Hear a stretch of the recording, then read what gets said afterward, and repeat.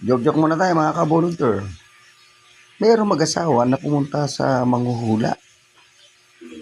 Sabi ng manghuhula sa babae, ikaw ay buntis.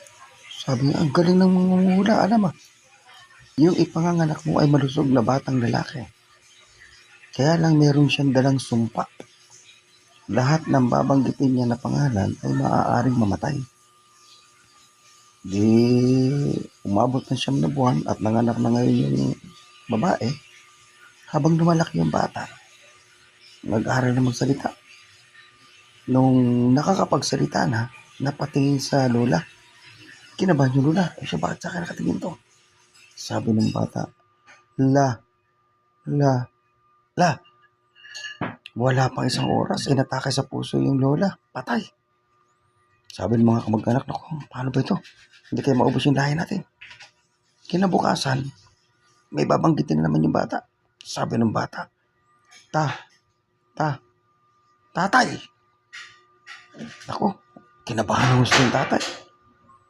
Makalipas ng oras, walang nangyari sa kanya. Sabi niya, yes, hindi ako tinablan ng sumpa. Kaya maya, nag-iiyakan sa kabilang bahay. Namatay yung kapitbahay. Yung pala yung tatay. Joke lang po, joke lang.